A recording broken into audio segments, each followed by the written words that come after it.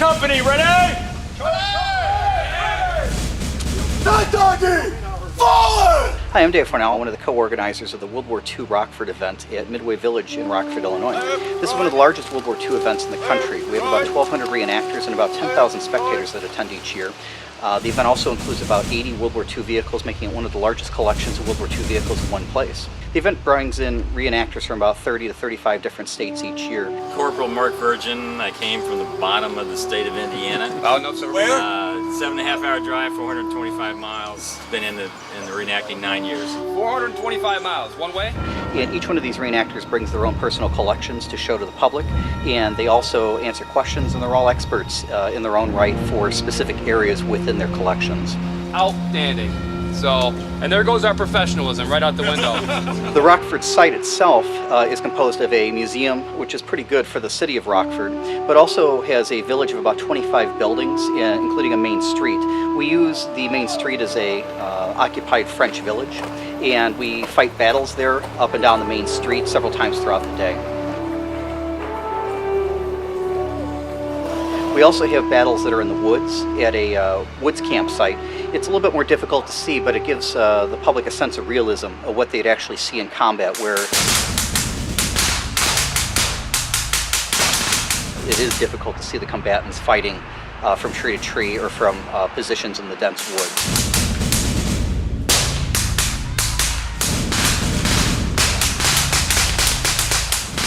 We also have a main battlefield. The main battlefield is composed of probably about 400 acres that includes trenches on both sides of the opposing lines. It includes professional pyrotechnics. That is where most of the vehicles and the heavy artillery engage each other in the field.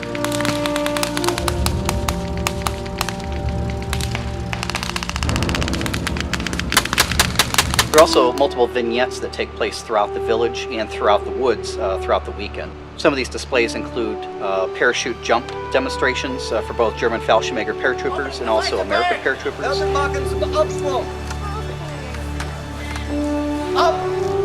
Home front scenarios, USO shows. Hello and welcome to the USO. We're very glad that you could join us today. We're very fortunate today that at our USO club that we have set up outside, since it is such a wonderful day, that we have the Everly Sisters from the USO Camp Show Circuit here to perform for you today. There are non-shooting vignettes that include everything from French collaborators. No, not traitor! Not being a traitor. The Americans are here. Get out of town. We don't want you. Get out. It's my town. My children. Go. You would court the Germans. Get out. Get out of town. Out. You go. We don't want you. The French citizens in a small town greeting their American liberators with bottles of wine. So the 1,200 reenactors that attend the site, they'll bring out their private collections of uniforms, vehicles, weapons, and other paraphernalia from the war. I'm not sure how many years, but this represents well over a decade of the 9th Infantry Division at Rockford. One of the interesting things is that each one of these reenactors is a seasoned researcher. They're able to go beyond what you would have from an average documentary that you'd see on the History Channel by actually being able to answer questions and be interactive with the public. They really enjoy being able to speak with the public and to be able to show off the items in their displays. The vehicles that we have at the event include several armored vehicles, including a Sherman tank, T-34 Russian Soviet armor, German tanks, German armored cars, and half-tracks.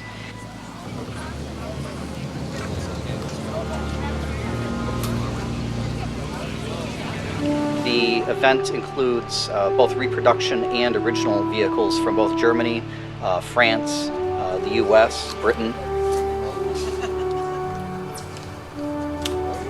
The event also includes several horse-drawn vehicles from the German Army, including an entire horse section. Lick. Come on, lick. With the World War II vehicles, a lot of what you'll see is some people come through and they say, oh, that's a nice Jeep or that's a nice Kugelwagen, but there usually are years and years and years of restoration and collecting the various parts that go into these vehicles. The 1943 Kugelwagen I'm sitting in, for instance, was a vehicle that came out of a museum in Ontario, Canada several years ago, and it was brought back as a souvenir by a veteran, U.S. Army veteran back in the 1970s from Germany when he was stationed over there. This vehicle had numerous parts that had to be replaced, and several of them were very difficult to find. Even with Jeeps where they make reproduction parts, it can take years to put together the vehicles or save up the money that you need to find the parts that you need and actually be able to install them. Split of the armored vehicles on site, those are a constant work in progress. As tracks wear out, you need to find replacements, which are not something that you can run on a Napa Auto Parts and find. Some of these vehicles have come from foreign governments, such as out of Greece or out of France, and had to be shipped over here. In some cases, they had to be deactivated or the armor cut on them before they could be imported, then they had to be restored once they arrived in the United States. The transport on these vehicles is usually arranged months in advance and can take a week or two for packing and for shipping. It's a major undertaking to get 80 World War II vehicles to a site like this. Because of the town environment that we have at Rockford, it lends itself to civilian impressions, and we have one of the largest civilian turnouts for this event, where there are civilians that are portraying both U.S. home front, the French home front with a French cafe, and even French collaborators, French police, impressions from Britain and from the Blitz.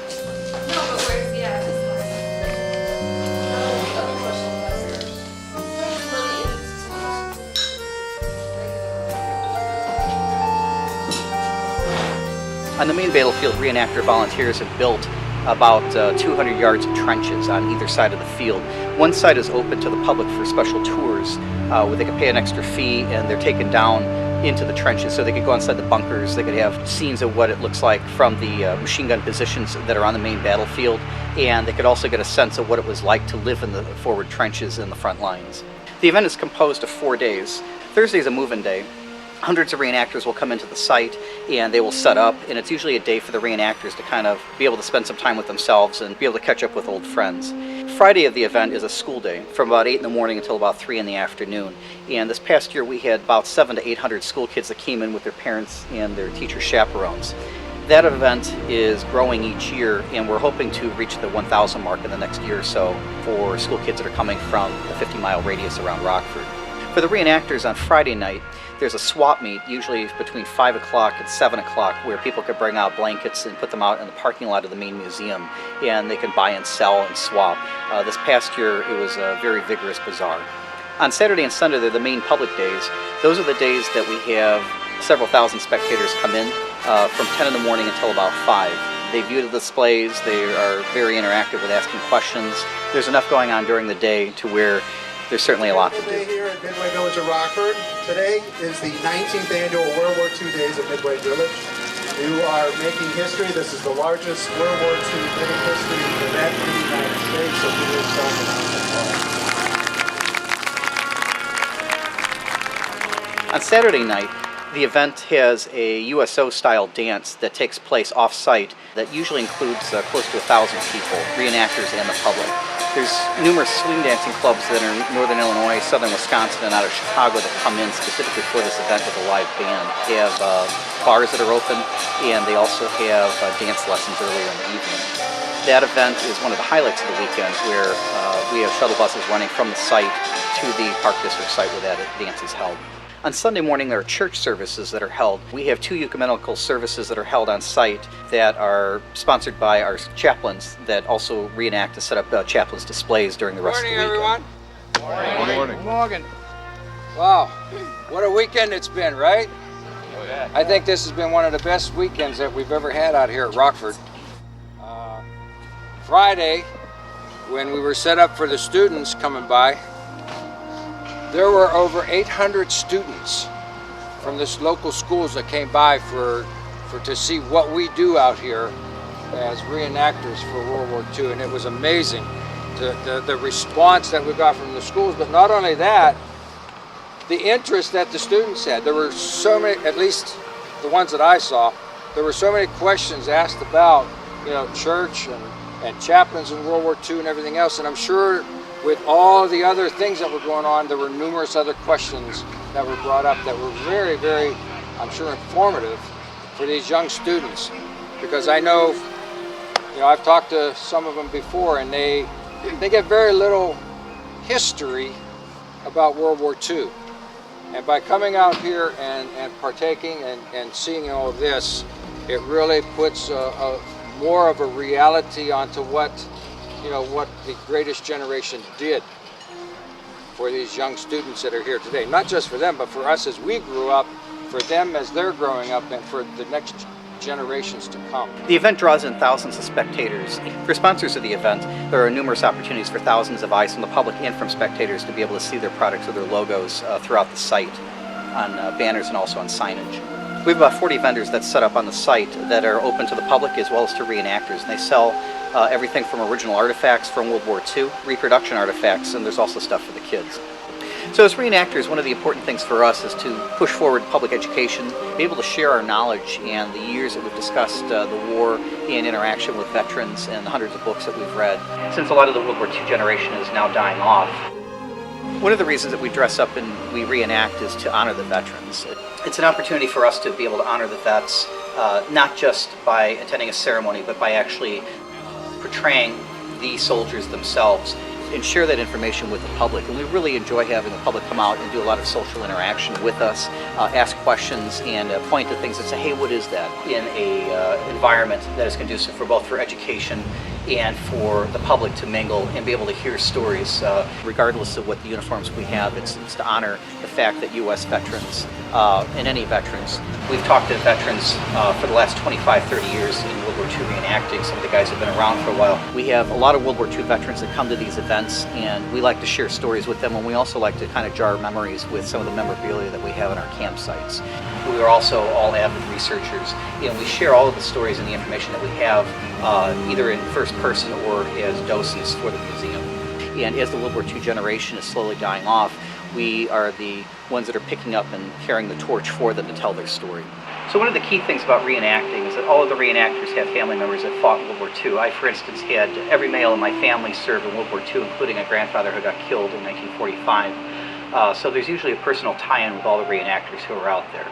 And I remember sitting around the Thanksgiving table and around Christmas after the dinner, hearing these stories over and over again for years, and it's something that's always stuck with me and one of the reasons why I collect both German and American memorabilia from the war. And that's true of most of the reenactors that show up at the site, is that they're all avid historians and they usually have a personal tie-in with the war.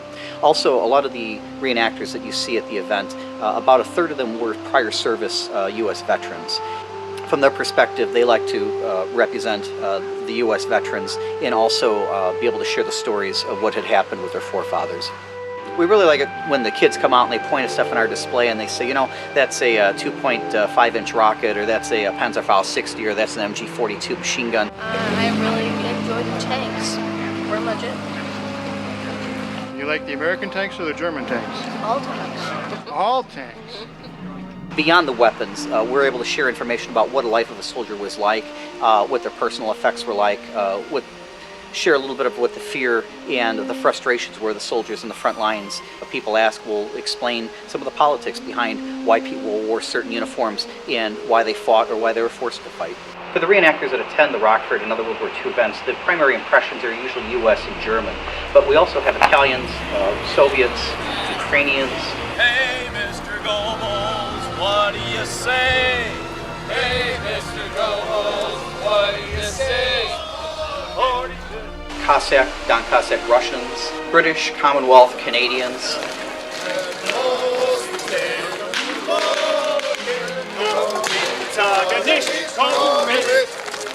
Free Poles. So there's a variety of impressions and a variety of different aspects of the war. We also have an area that's usually housed within the trench in the main battlefield. It's a special display area for early war impressions from 1940, prior to the U.S. getting involved in the war.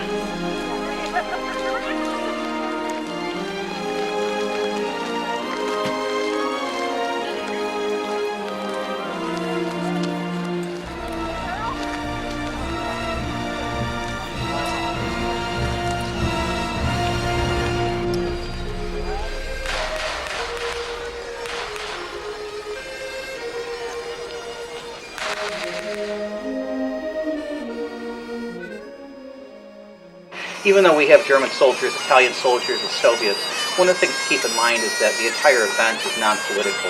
It's purely for education purposes. We've even vetted our reenactors to make sure that we don't have anybody who has far right-wing leanings or neo-Nazi leanings.